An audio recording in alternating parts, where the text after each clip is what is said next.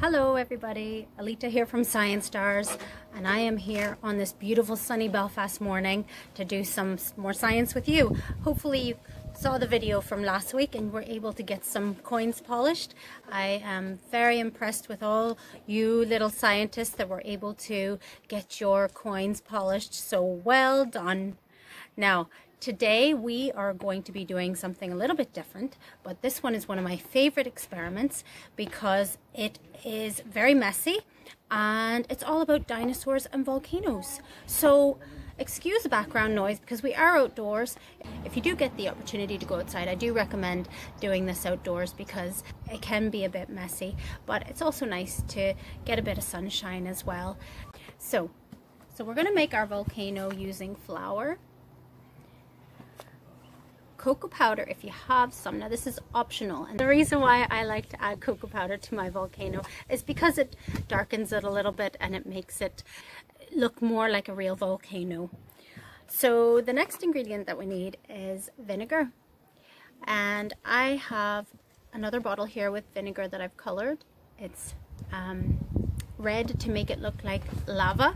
So if you do have food coloring, I recommend coloring your vinegar. You can color it red or yellow, or even mix red and yellow to make orange, whatever color you'd like your lava to be. But I always imagine it to be like a fiery color. So red, yellow, and orange are all great colors. The first thing we do is we add about 2 cups of flour and just a few tablespoons of the cocoa powder, and then we're going to add some water to it. And this is where it gets messy because you're going to use your hands to mix it all up. So I'm going to get my hands in here. Now I've added about 1 cup of water, but you want to add it slowly so that you don't add too much, and then you just keep adding little by little. Okay, so bear with me while I start to get this all mixed up. It's getting very mushy, and if you look, you can see the color has gone sort of brown, and it also has a lovely smell to it too. Lovely chocolatey smell. So we're going to give that a good mix. You can also use a spoon, but I like to get my hands dirty. So mix away. The other thing that you're going to want is a tray or some sort of a plate to make the volcano in, because it is going to get messy. And so I have one of these plastic trays. Okay, so this is going to be perfect for the size of my volcano. You don't want to add too much water because you want it to hold the shape as you're molding it into the shape of a volcano. So once you have a dough-like consistency, like pizza dough, you're going to transfer it onto your tray or plate, and this is where you're going to start shaping it into the shape of a volcano. So before I shape my volcano, I'm going to need something where the magma, I need a magma chamber. That's where the lava comes out. So obviously it's not going to be real lava, so we're going to improvise using a couple of kitchen ingredients. As I mentioned, baking soda and vinegar. So you need something that's going to be able to hold those ingredients in the middle of the volcano. So I've got a tube like this here, but if you've got any kind of tube that can hold liquid, other ideas would be an old film canister, or if you've got any sort of small cup that you can put onto the tray, and then you want to build the volcano around it, leaving the hole at the top open. So I'm gonna try to stick it to the tray first. So I've grabbed a little piece of dough and I've stuck it to the bottom there. It's quite sticky. It's nearly like, it's kind of like a glue. So you can see it standing there, and now I'm just going to shape a volcano around it.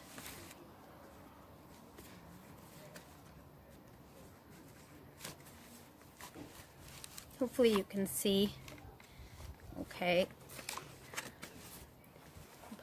the camera. So I have got my volcano shaping nicely. Make sure you keep the hole at the top uncovered.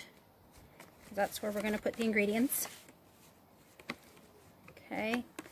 And if you have any dinosaurs around, feel free to decorate it and make it like a scene from years and years ago.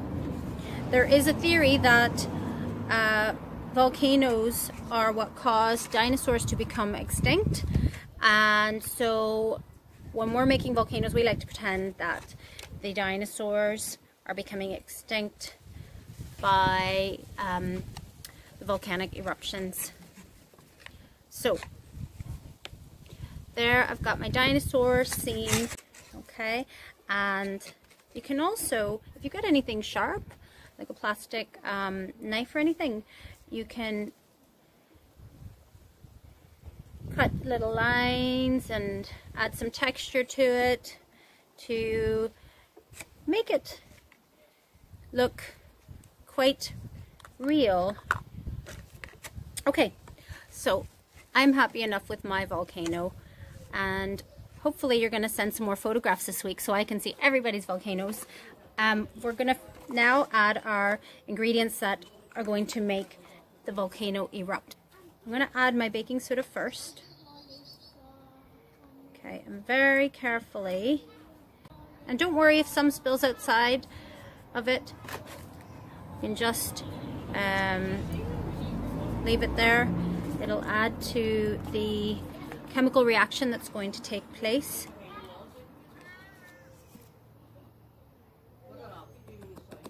Okay, so I've added about 2 teaspoons into my volcano. Another additional ingredient is fairy liquid. If you want to add a couple of drops in, that adds to it and makes it like a foamier. I'm going to add a few drops of fairy liquid. Okay, and now if you have something like this in your home, which we call a pipette, grab that, but if you don't, you might have one of these. Okay, so that would allow you to suck up the vinegar, okay, and then squeeze it out. Okay, so what I'm going to do now is I'm going to transfer some vinegar into my beaker. Now I've already colored this one like I said earlier. Move that out of the way. So if you don't have a beaker or a syringe, you can just pour it in. Okay, but if you do, it's nice to practice using these. These are great for fine motor skills and a lot of fun because you can control it and do it at a slower pace. So are we ready to erupt our volcanoes? I'm so excited. Let's go. Alright, here we go. Just squeeze the vinegar into the middle of your volcano. And look at this.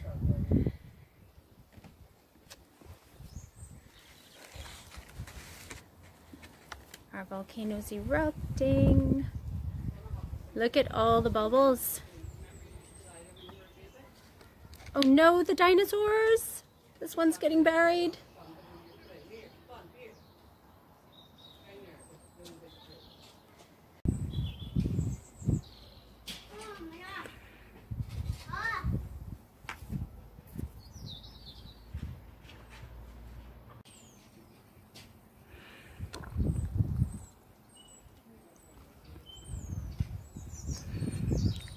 So what's happened is the reaction between the vinegar and the baking soda have caused bubbles to form, bubbles filled with carbon dioxide. Now carbon dioxide is what we breathe out. So you know we breathe in oxygen and then we breathe out carbon dioxide. Well, that's what the bubbles are filled with. And when vinegar and baking soda come together, I always like to say that they don't really like each other very much and they start to fight and they start to create all sorts of bubbles.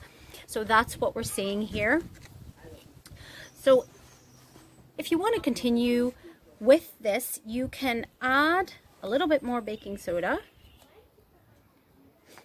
and add a bit more vinegar and just keep going back and forth whenever the bubbles stop, because they will eventually stop forming, but you can keep adding each one, alternating between the two, and you can keep it going for a little while.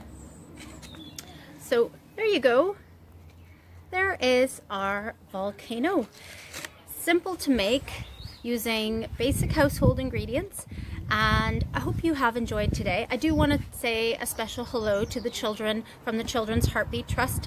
I'm hoping that you'll all be able to try this experiment at home, and I look forward to seeing photos. So if you want to tag us with your photographs, you can find us online at Science Stars. We're on Facebook, on Instagram and Twitter, and I would love to see your photos and say hello to you the next time. So we'll see you again. Take care. For anyone that would like to learn more about volcanoes, the website Twinkl, Twinkl, has brilliant interactive resources for parents and carers, and they've just extended their free subscription while the children are being homeschooled. So do have a look, take advantage of it. As you can see, lovely, bright, colorful photographs along with user-friendly facts about volcanoes. So do take advantage. Really great resource. I highly recommend them.